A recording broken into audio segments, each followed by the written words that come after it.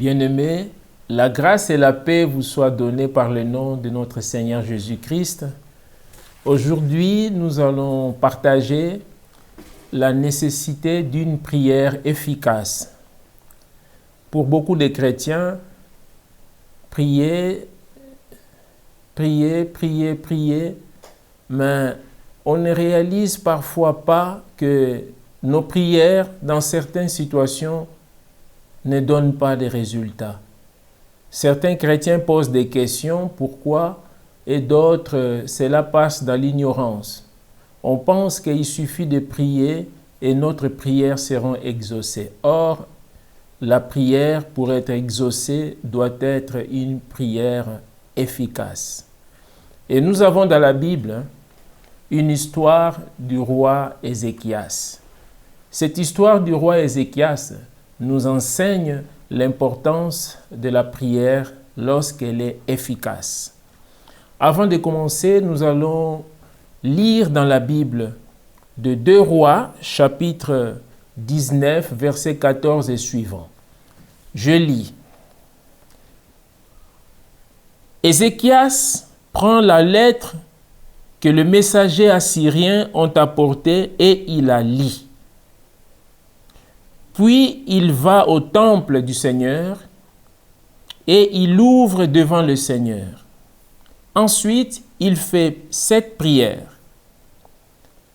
Seigneur, Dieu d'Israël, toi qui es assis au-dessus des chérubins, c'est toi qui es le seul Dieu de tous les royaumes du monde.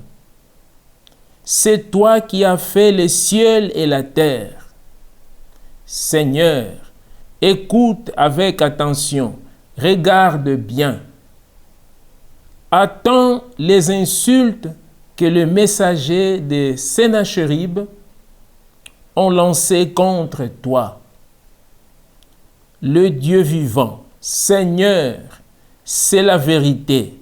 Les rois d'Assyriens ont détruit les autres peuples et leur pays. Ils ont jeté leur Dieu dans le feu. En effet, ce n'était pas des dieux, mais les statues en bois ou en pierre fabriquées par les mains des hommes. Mais moi, toi, Seigneur, notre Dieu, sauve-nous du pouvoir de Sennachérib. Alors, tous les royaumes de la terre sauront, Seigneur, que toi seul, tu es Dieu. Amen. Nous savons tous ce qui s'est passé dans le royaume d'Israël. Il y avait une époque, vers l'an 700 avant Jésus-Christ. Il y a eu une crise dans le royaume d'Israël entre les Hébreux. Après la chute du roi Salomon, le royaume était divisé. Au nord, les 10 tribus, dont la capitale était Samarie, et au sud, le Benjamin et le Juda. Dans le royaume du Juda, ils avaient comme capitale Jérusalem. Et cette capitale de Jérusalem était très convoitée, parce que c'est là où se trouvait le temple de Dieu. Et les 2 royaumes, ils avaient comme ennemis les Assyriens.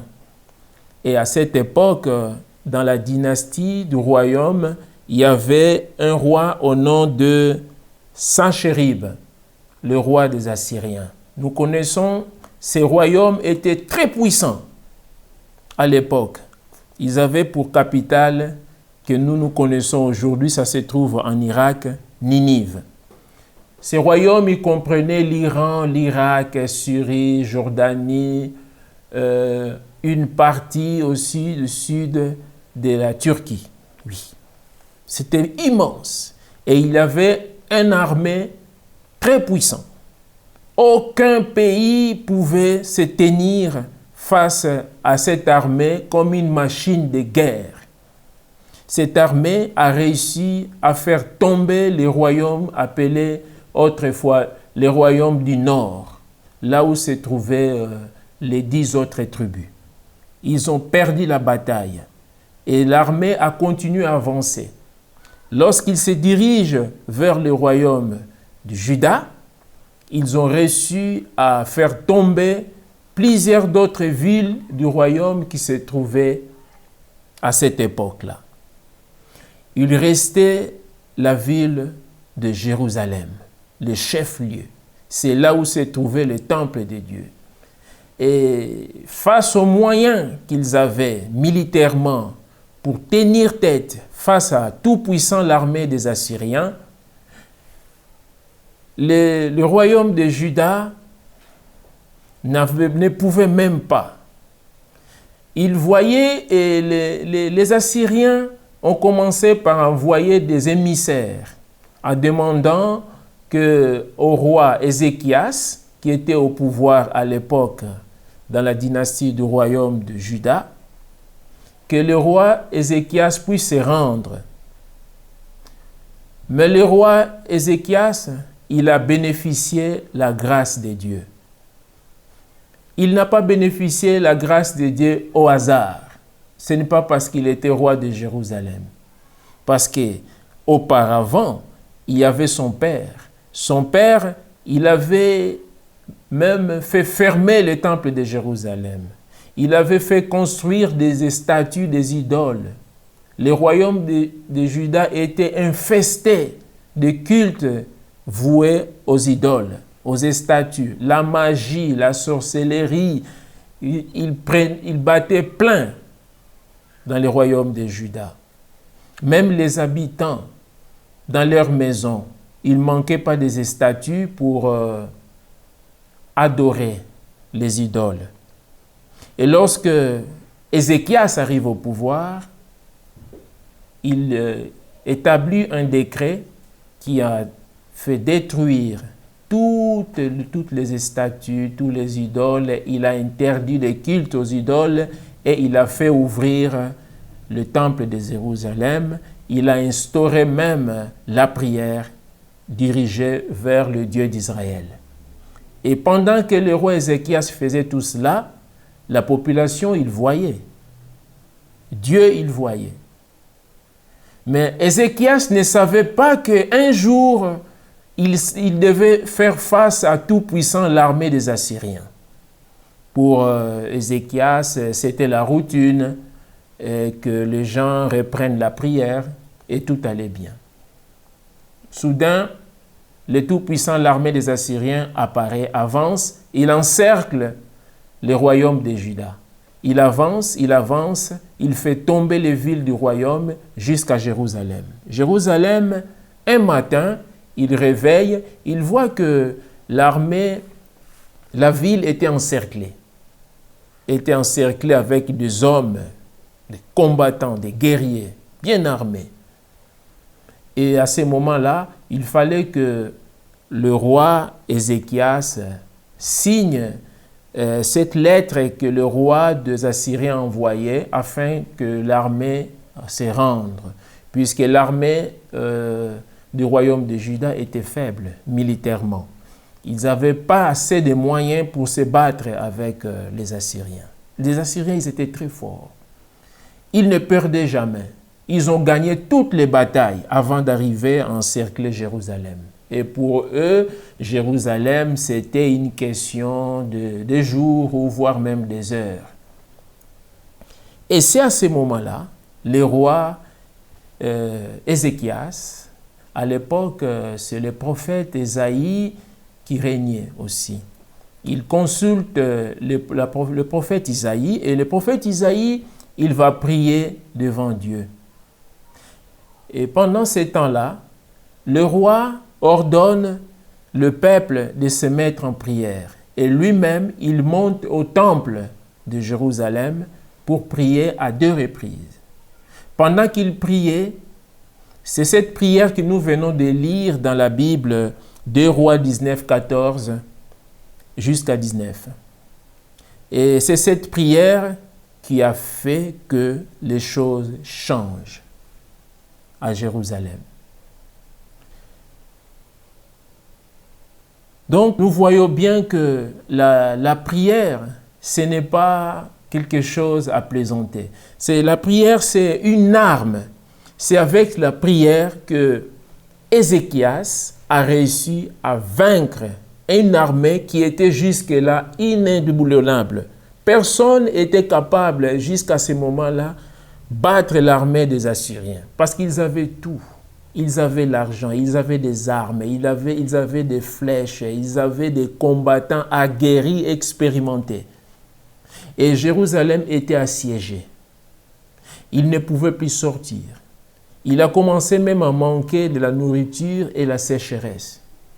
Il a fallu qu'ils débrouillent, crever des canaux clandestinement pour faire entrer l'eau à Jérusalem. Ce n'a pas duré un jour ou 2 jours. Ça a pris beaucoup de temps. Que Jérusalem était assiégée. Bien-aimés, pour que vous voyez combien il est très important une vie de prière, mais efficace. À quoi sert faire une prière qui dure 2 heures, 3 heures, 4 heures, alors que la prière n'était pas efficace? Nous voyons bien, Ézéchias était entre une épreuve terrible. Il était encore très jeune, 25 ans. Il venait juste d'entrer au pouvoir en tant que roi, 25 ans. Et il devait affaire avec un roi expérimenté, plus âgé que lui.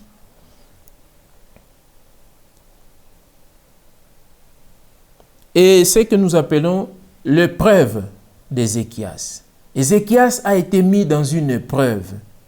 Combien vous aussi, dans votre vie quotidienne, vous traversez des épreuves? Lorsque les épreuves arrivent, à qui confie-toi? À qui vous confiez? Est-ce que vous confiez à votre argent? Est-ce que vous confiez à votre diplôme? Est-ce que vous confiez aux amis?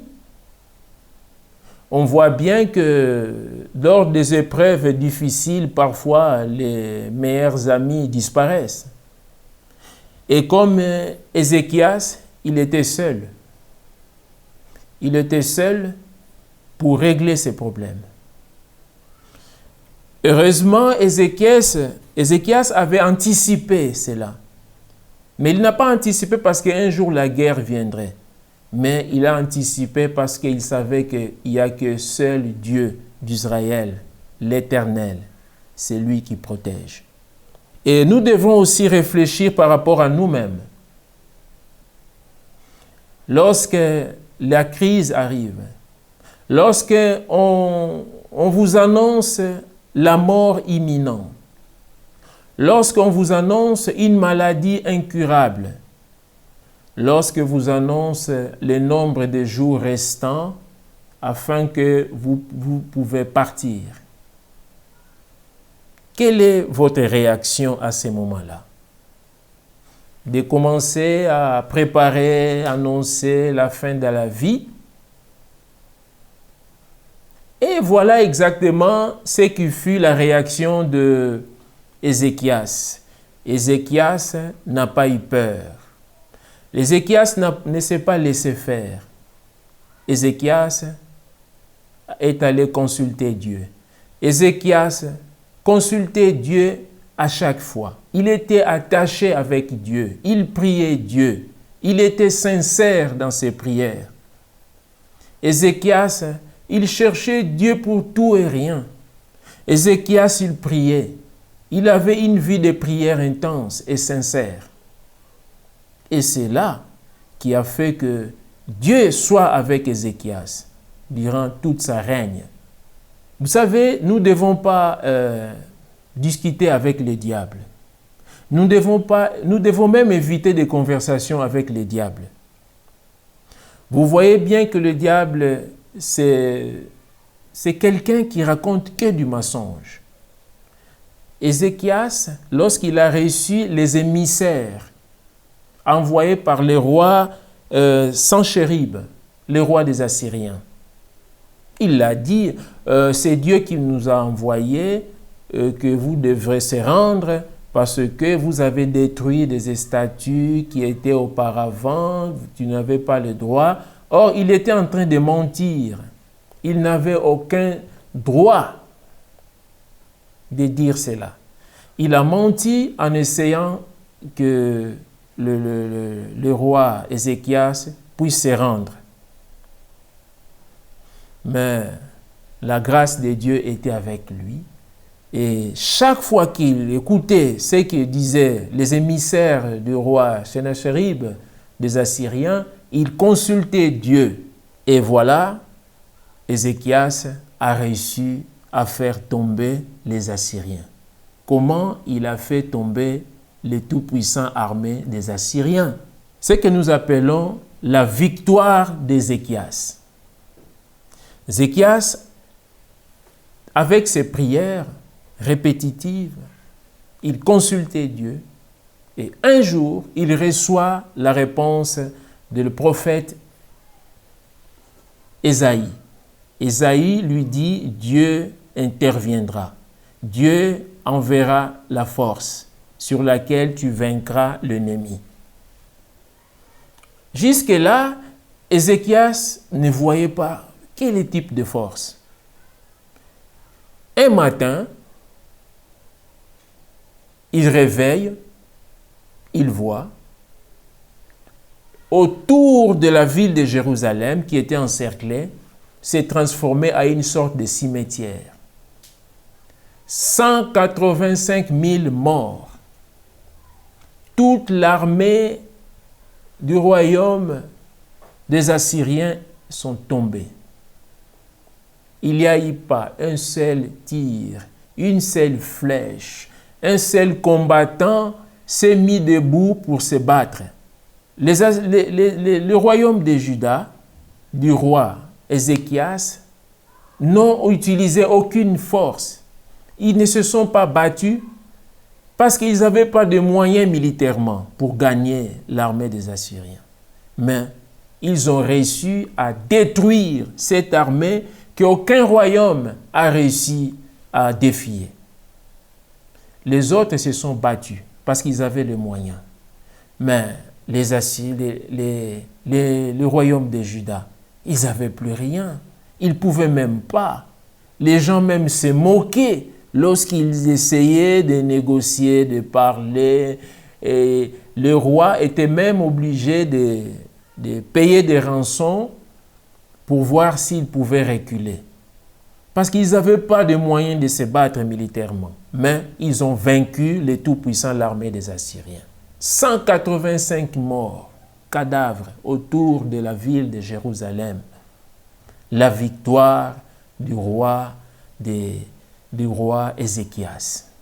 C'est à partir de là que le renommé du roi d'Israël, d'Ézéchias, a pris une ampleur dans toute cette région.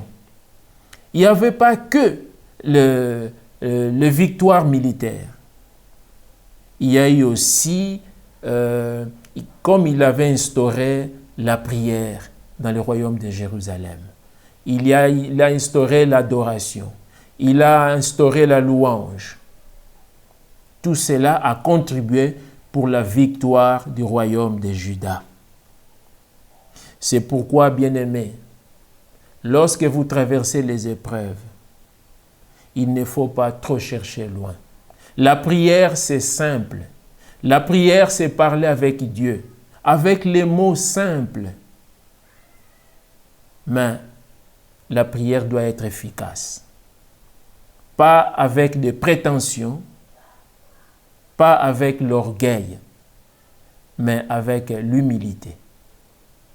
Une prière efficace, même quand on vous compte le nombre de jours, même si la communauté vous a déjà considéré comme mort, même si en face de vous, l'ennemi a tous les moyens pour te détruire, même si vous êtes vers la fin, confiez à Dieu. Confiez à Dieu. le roi Ézéchias a confié à Dieu. Il s'est donné à Dieu et il a obtenu la victoire. Ce que nous appelons aujourd'hui la victoire d'Ézéchias. La victoire de Jérusalem. Jérusalem est sauvée. Jérusalem est redevenue cette terre sainte. Cette terre qui héberge le temple de Dieu. Jérusalem s'est restaurée. Jérusalem qui avait perdu son sens auparavant. Jérusalem est devenue un lieu où siège l'Éternel. Au sens spirituel, bien entendu. Si vous lisez dans les livres des Galates, Galates chapitre 6, versets 7 à 8, la Bible nous dit, on ne se moque pas de Dieu. Le roi des Assyriens, il avait les moyens, matériellement, financièrement. Il s'est moqué de Dieu. Il s'est moqué du royaume de Juda. Il s'est moqué de ce jeune homme de 25 ans qui était au pouvoir. Mais il a oublié que cet homme, il avait l'Éternel. Il avait un Dieu avec lui. Voilà pourquoi ne nous laissez pas être intimidés lorsque vous êtes face aux épreuves. Oui, en tant qu'humains, nous pouvons avoir la crainte, la peur, mais ne vous laissez pas faire. Priez Dieu avec une prière efficace. Vous sortirez victorieux. Que Dieu vous bénisse. Amen.